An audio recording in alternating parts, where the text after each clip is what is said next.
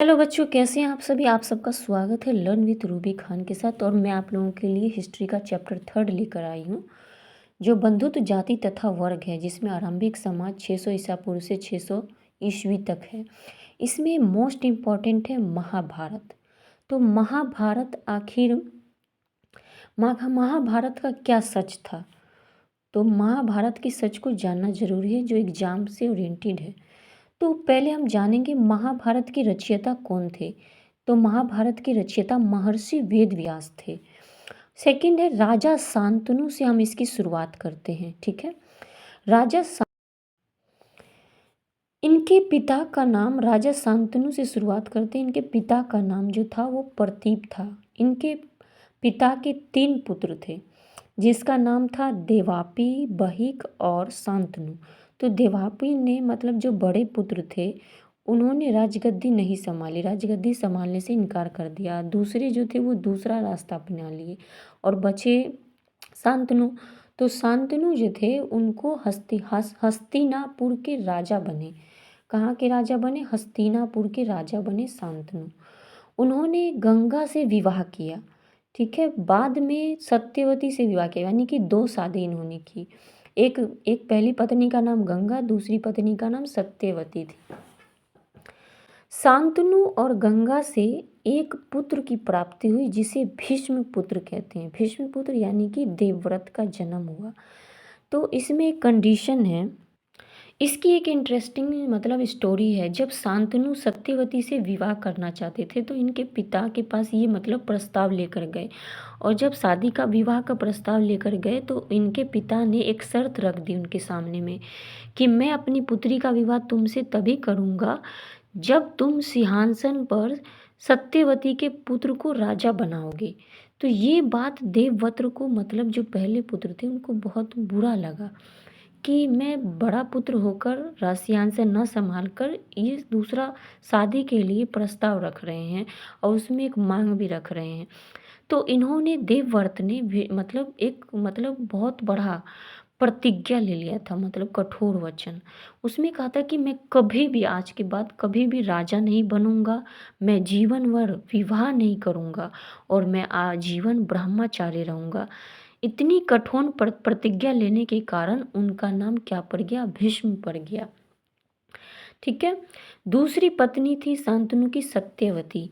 तो सत्यवती से 2 पुत्र की प्राप्ति हुई। एक का नाम था चित्रागंध और दूसरा का नाम था विचित्रवीर्य। तो सत्यवती के पहले पुत्र जो थे, शांतनु से पहले, शांतनु की शादी, तो शांतनु से पहले एक और मतलब पति थे। तो उस पति की मतलब महर्षि परामर्श, इससे विवाह नहीं हुआ था इनका। तो महर्षि परामर्श जो थे, इनसे इनका विवाह नहीं हुआ, मगर एक पुत्र की प्राप्ति जरूर हो गई, जिसका नाम हुआ वेद व्यास। इसमें भी इंटरेस्टिंग कहानी है, समझते जाओ बिल्कुल ध्यान से। तो सत्यवती पहले एक मछुआरे की बेटी थी। किसकी बेटी थी? मछुआरे की। उनका नाम था मत्स्य गंधा। सत्यवती का नाम क्या था? मत्स्य गंधा। एक दिन जब वे नाव चला रही थी नदी, मतलब महाद्वीप पर, द्वीप पर, मतलब नदी के किनारे, तब महर्षि परामर्श वहाँ आए। वहाँ से गुजर रहे थे तो वहाँ आए। उनको देखकर उन्होंने सत्यवती को वरदान दिया कि उनका पुत्र बहुत महान ऋषि होगा और उनकी गंध दिव्य हो जाएगी। मतलब तुम पुत्र को भी जन्म दे दोगे और तुम मतलब कुंवारी ही रह जाओगी। इस तरह से उनको बताया गया। फिर उसी समय एक द्वीप टापू पर, जिस पे वो नाव पर सवार थी, उसी पर एक पुत्र का उनको जन्म हुआ और उस पुत्र का नाम पड़ा वेद व्यास। क्या नाम पड़ा? वेद व्यास। बाद में जाकर इन्हीं को, मतलब पहले नाम था द्वैपायन। क्या नाम था? द्वैपायन। बाद में चलकर इनका नाम वेद व्यास रख दिया गया। वेद व्यास इसलिए रख दिया गया क्योंकि इन्होंने आगे चलकर 4 वेदों का विभाजन किया, जो हम प्राचीन भारत में पढ़ते हैं ना, कि जैसे ऋग वेद, यजुर्वेद, सामवेद, अथर्ववेद। तो इन सभी का इन्होंने विभाजन किया। और ये जो महाभारत है, ये महर्षि वेद व्यास की ही लिखी है, इन्हीं की लिखी हुई महाभारत है। मतलब रचयिता यही है, लिखने का काम गणेश जी ने किया है। समझ में आ रहा है बात? तो बाद में विचित्रवीर्य, जो विचित्रवीर्य था इसका दूसरा पुत्र, मतलब 2 पुत्र थे, तो विचित्रवीर्य की मृत्यु बिना संतान के हो गई, मतलब इससे एक भी संतान की प्राप्ति नहीं हुई इन दोनों से। तो वेदव्यास द्वारा संतानों का जन्म हुआ, मतलब इनके द्वारा ही मतलब संतानों का जन्म हुआ। सत्यवती ने अपने पुत्र वेदव्यास को बुलाया। तो वेद व्यास ने नियोग प्रथा से जन्म दिए। नियोग प्रथा से मतलब 3 पुत्र का जन्म हुआ। एक का नाम था धृतराष्ट्र, दूसरे का नाम था पांडु और तीसरे का नाम था विदुर। तो धृतराष्ट्र जो थे वो नेत्रहीन थे, बचपन से ही नेत्रहीन थे। तो महाभारत की जो असली कहानी आप लोगों की स्टार्ट होती है वो धृतराष्ट्र और पांडु से स्टार्ट होती है, जिसमें युद्ध का भी जिक्र आएगा आगे चलकर। धृतराष्ट्र की शादी किनसे होती है? गंधारी से। गंधारी इनकी पत्नी हुई, जिससे 100 पुत्र की प्राप्ति होती है। कितने पुत्र की? 100 पुत्र की प्राप्ति होती है, जिनसे कौरवों का जन्म होता है। 100 पुत्र कौरव का जन्म हुआ। सबसे बड़ा पुत्र दुर्योधन कहलाया। और मतलब कई पुत्र थे, 100 मतलब जो इम्पोर्टेंट है दुशासन, फिर विकर्ण, फिर आते हैं पांडु यानी कि पांडव। तो कौरव मतलब कौरव वंश से थे, तो इसलिए ये कौरव कहलाए। और पांडु मतलब पिता के नाम का टाइटल रख दिया जाता है ना, तो ये पांडव कहलाए।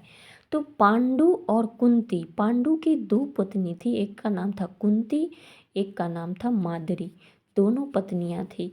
तो इन सभी से, इन दोनों पत्नियों से 5 पुत्र की प्राप्ति हुई, जिसमें पांडव का जन्म हुआ। 5 पुत्र पांडव का जन्म हुआ। पहले पुत्र का नाम, जो ज्येष्ठ पुत्र थे, बड़े पुत्र थे, उसका नाम युधिष्ठिर पड़ा। सेकंड का भीम पड़ा, और फिर अर्जुन पड़ा, और फोर्थ का है नकुल, और 5 का है सहदेव।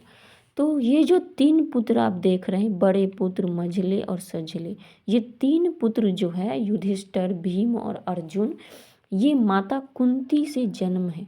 माता कुंती के द्वारा जन्म किए गए पुत्र हैं। और ये नकुल जो और सहदेव है, ये माद्री के द्वारा जन्म किए गए पुत्र हैं।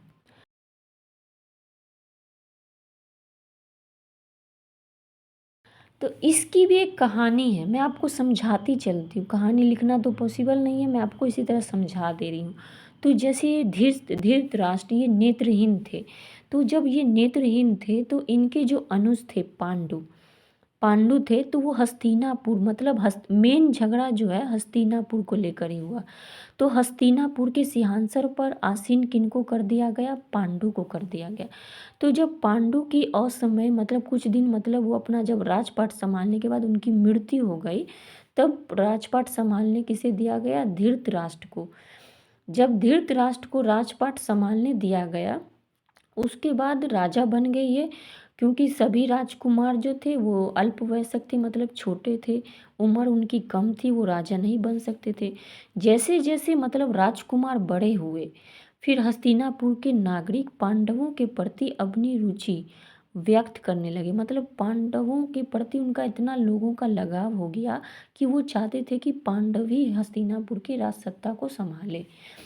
तो क्योंकि ये कौरवों के मुकाबले अधिक योग्य और सदाचार थे पांडव लोग, तो इस बात से कौरवों में ज्येष्ठ और दुर्योधन को बहुत ईर्ष्या हुई। मतलब जो दुर्योधन पुत्र है कौरव का सबसे बड़ा पुत्र, उसको बहुत ईर्ष्या होने लगी कि लोग तो इसको तरफदारी कर रहे हैं, लोग इसकी बड़ाई कर रहे हैं, लोग इसको राज सत्ता संभालने का कह रहे हैं कि ये संभालेगा, ये बनेगा हस्तिनापुर का मतलब सिंहासन का राजा। तो इससे उसको जलन होने लगी। तो वह अपने पिता के पास गया और बोला कि हे भूपति, मतलब कि पिताश्री, आप तो सिंहासन पर बैठ बैठ गए, मगर उसका अधिकार तो नहीं था, क्योंकि पांडु थे, उनके पुत्र का अधिकार होता।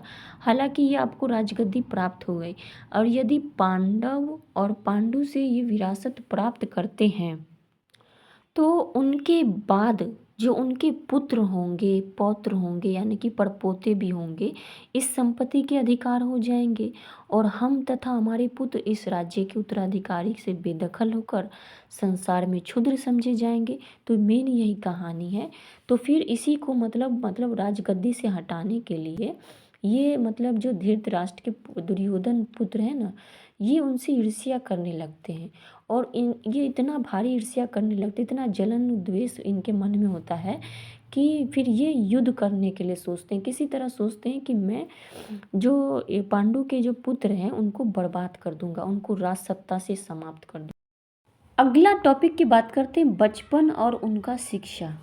तो शिक्षा वो किन किन से प्राप्त की उन्होंने शिक्षा, तो उनका शिक्षा कहाँ, मतलब उन्होंने शिक्षा किससे ली, तो गुरु द्रोणाचार्य से शिक्षा ली। किन से शिक्षा ली, गुरु द्रोणाचार्य से। अर्जुन सबसे श्रेष्ठ और धनुधर बने। धनुधर का मतलब धनुष चलाने वाले, तीर चलाने वाले सबसे माहिर कौन थे, तो अर्जुन थे। कर्ण का जन्म कुंती से पहले हो चुका था, तो मतलब कुंती से कर्ण का जन्म, कर्ण कौन थे भाई, तो समझने वाली बात है, कर्ण कौन थे, तो क्योंकि कुंती के तो 3 ही पुत्र हुए, एक युधिष्ठिर हुए, फिर सेकंड पुत्र का नाम था भीम, अब थर्ड का नाम था अर्जुन, तो ये कर्ण कहाँ से आ गए। तो इसमें कहा जाता है कि जो कर्ण है वो कर्ण को सूर्य पुत्र कहा गया। कौन सा पुत्र, सूर्य पुत्र। तो कर्ण मतलब माता कुंती को एक वरदान मिला हुआ था, एक वरदान मिला हुआ था जिसमें वह किसी भी देवता को बुला सकती थी अपने उस वरदान के तहत। तो उन्होंने सूर्य देवता को बुलाया और सूर्य देव को बुलाकर मतलब सूर्य देव को बुलाने के बाद कर्ण का जन्म हुआ। किनका जन्म हुआ, कर्ण का जन्म हुआ। लेकिन समाज के डर से, क्योंकि शादी विवाह से पहले जब समाज में एक रीति रिवाज है कि किसी बच्चे का जन्म होता है तो उस बच्चे के पिता को ढूंढा जाता है कि आखिर इसका पिता कौन है, तो समाज में एक लांछन न लग जाए, एक बदनामी न लग जाए, तो माता कुंती ने कर्ण को जन्म देकर उसे नदी में बहा दिया समाज के डर से। उसके बाद उसे एक सारथी, मतलब बाद वो नदी से बहता बहता गया तो उसे एक आदमी ने, यानी अधिरथ, जिसका नाम था अधिरथ और उसकी पत्नी का नाम था राधा, उन्होंने उसको पाला पोसा। तो कर्ण को हम सूत पुत्र भी कहते हैं। आगे का वीडियो देखने के लिए आपको चैनल को सब्सक्राइब करना पड़ेगा, लाइक करना पड़ेगा, बेल आइकन को दबाना पड़ेगा और ये टॉपिक आपको कितना समझ में आ रहा है उसको कमेंट करके ज़रूर बताएं। मुझे फीडबैक दिया करें कि मैं और सुधार कर सकूं, कि आप लोगों में और क्या चेंज कर सकती हूँ मैं अपनी तरफ से, ठीक है। और अपने दोस्तों के साथ इसे ज़रूर, कि ये पार्ट 1 है, इसका मैं पार्ट 2 लेकर आऊँ। आगे की कहानी हम जानेंगे कि जो युधिष्ठिर थे उनका विवाह किनके साथ हुआ, 5 पांडवों की पत्नी कौन थी, फिर उसके बाद युद्ध कैसे हुआ, श्री कृष्ण का मतलब उसमें किस प्रकार का रोल था, युद्ध के बाद जीता कौन, क्योंकि ये तो जानना ज़रूरी है ना। तो अगले पार्ट को देखना ज़रूरी है आप लोगों को। तो अगले पार्ट देखने के लिए चैनल को लाइक करो, शेयर करो, सब्सक्राइब कर लेना, क्योंकि ये आपसे एग्ज़ाम से रिलेटेड है। थैंक यू ये वीडियो देखने के लिए। मिलते हैं नेक्स्ट टॉपिक में।